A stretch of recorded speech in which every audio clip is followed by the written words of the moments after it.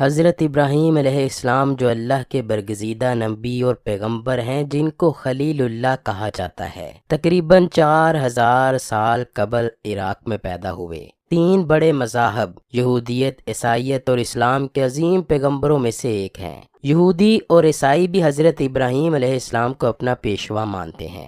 مذہب اسلام میں ان کو بڑی قدر کی نگاہ سے دیکھا جاتا ہے، چنانچہ قرآن کریم کی 14ویں سورت سورہ ابراہیم انہی سے موسوم ہے۔ اللہ پاک نے قرآن کریم میں متعدد جگہوں پر حضرت ابراہیم کے احوال و اوصاف بیان فرمائے ہیں۔ اللہ کریم قرآن کریم میں انہیں امت اور امام الناس کے لقب سے پکارا ہے اور انہیں متعدد مرتبہ حنیف بھی کہا ہے۔ قرآن کریم میں انہیں مسلم بھی کہا گیا ہے۔ اس کے علاوہ قرآن پاک میں بہت سارے ایسے انبیاء کرام کا تذکرہ ہے جو حضرت ابراہیم کی نسل میں سے ہیں۔ حضرت ابراہیم کو بچپن سے ہی قلب سلیم عطا کیا گیا تھا، چنانچہ انہوں نے ابتدائی سے بت پرستی کی مخالفت کی۔ اللہ کی مخلوقات میں غور و فکر کے بعد انہیں یقین ہو گیا تھا کہ ساری کائنات کو پیدا کرنے والا ایک معبود حقیقی ہے جس کا کوئی شریک نہیں، جیسا کہ فرمان الہی ہے، اور اس طرح ہم ابراہیم کو آسمانوں اور زمین کی سلطنت کا نظارہ کراتے تھے اور مقصد یہ تھا کہ وہ مکمل یقین رکھنے والوں میں شامل ہوں۔ چنانچہ جب ان پر رات چھائی تو انہوں نے ایک ستارہ دیکھا، کہنے لگے یہ میرا رب ہے۔ پھر جب وہ ڈوب گیا تو انہوں نے کہا میں ڈوبنے والوں کو پسند نہیں کرتا۔ پھر جب انہوں نے چاند کو چمکتے دیکھا تو کہا یہ میرا رب ہے، لیکن جب وہ بھی ڈوب گیا تو کہنے لگے اگر میرا رب مجھے ہدایت نہ دے تو میں یقیناً گمراہ لوگوں میں شامل ہو جاؤں۔ پھر جب انہوں نے سورج کو چمکتے دیکھا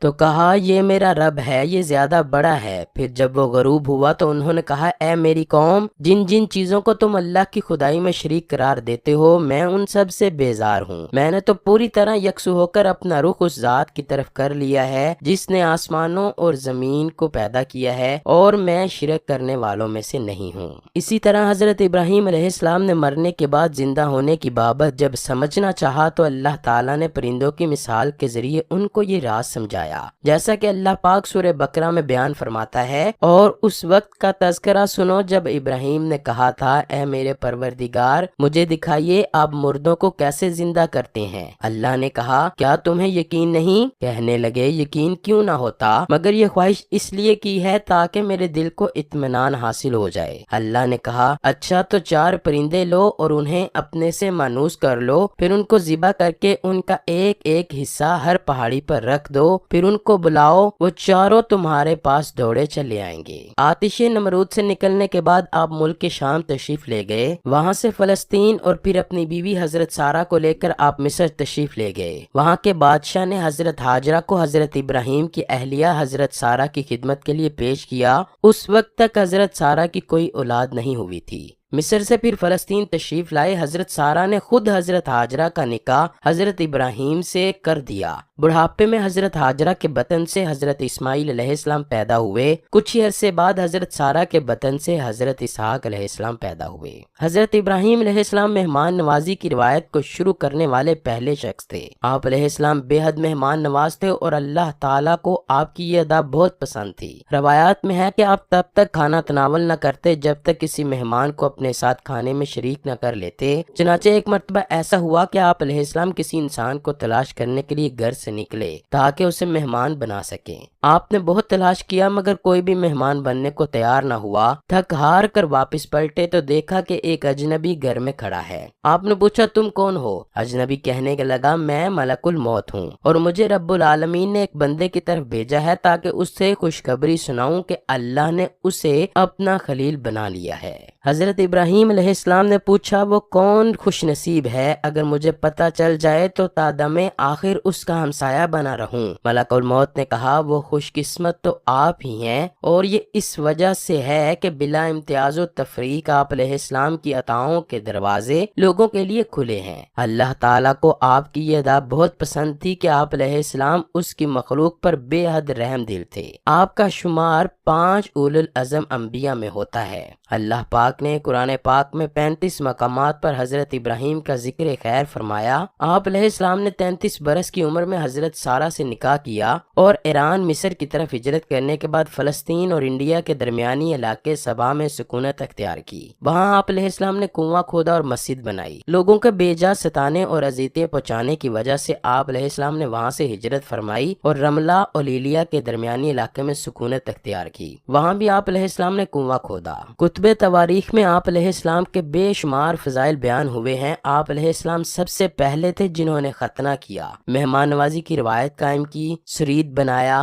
باقاعدہ شلوار پہنی، اور آپ علیہ السلام ہی پہلے شخص ہیں جنہوں نے بڑھاپا دیکھا۔ آپ علیہ السلام نے حضرت سارہ سلام اللہ علیہ کی وفات کے بعد 2 عرب عورتوں سے نکاح بھی کیا۔ ایک کا نام کتورہ تھا، اس سے آپ علیہ السلام کے 6 لڑکے پیدا ہوئے، اور دوسری کا نام ماجور تھا، اس کے بطن سے 5 لڑکے پیدا ہوئے۔ تاریخ طبری میں مصنف امام ابن جریر طبری لکھتے ہیں کہ اللہ پاک نے جب حضرت ابراہیم علیہ السلام کی روح نکالنے کا ارادہ فرمایا تو ایک بوڑھے آدمی کی شکل میں موت کے فرشتے کو بھیجا۔ صدی سے مروی ہے کہ ایک روز آپ علیہ السلام لوگوں میں تقسیم کھانا فرما رہے تھے کہ ایک بوڑھا چلتا ہوا آیا۔ وہ بوڑھا اس قدر ضعیف تھا کہ اس کے لیے چلنا مشکل تھا۔ آپ علیہ السلام کی نظر اس پر پڑی تو عذرائے ہمدردی اس کی طرف گدھا بھیجا تاکہ وہ اس پر سوار ہو کر آ جائے۔ بوڑھا آپ علیہ السلام کے پاس پہنچا تو آپ نے اس کے سامنے کھانا پیش کیا، مگر یہاں ایک عجیب واقعہ رونما ہوا۔ وہ بوڑھا آدمی جب منہ میں لقمہ ڈالنے کے لیے ہاتھ اٹھاتا تو باعث ذوف ہاتھ چوک جاتا اور لقمہ منہ کی بجائے کبھی ناک پہ گرتا اور کبھی کان پہ، اور حتیٰ کہ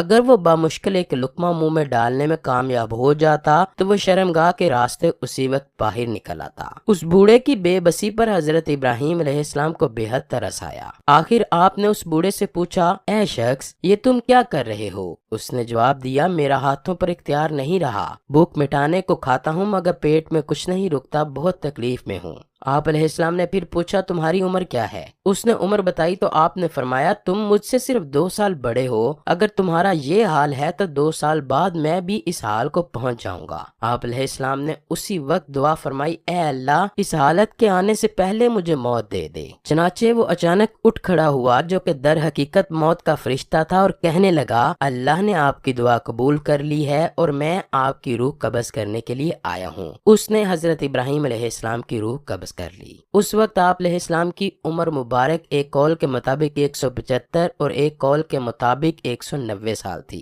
مذکور ہے کہ حضرت داؤد علیہ السلام اور حضرت سلیمان علیہ السلام کی طرح حضرت ابراہیم علیہ السلام کو بھی بہت اچانک موت آئی۔ حضرت ابراہیم علیہ السلام کو جبرون ہیشی بستی میں اسی جگہ دفن کیا گیا جہاں حضرت سارہ سلام اللہ علیہ دفن تھی۔ آپ علیہ السلام نے دفن کے لیے زمین کو اپنے ہاتھوں سے 400 درہم میں خرید رکھا تھا۔ حضرت ابراہیم علیہ السلام کے کفن دفن کا انتظام ان کے بیٹے حضرت اسحاق علیہ السلام نے کیا تھا۔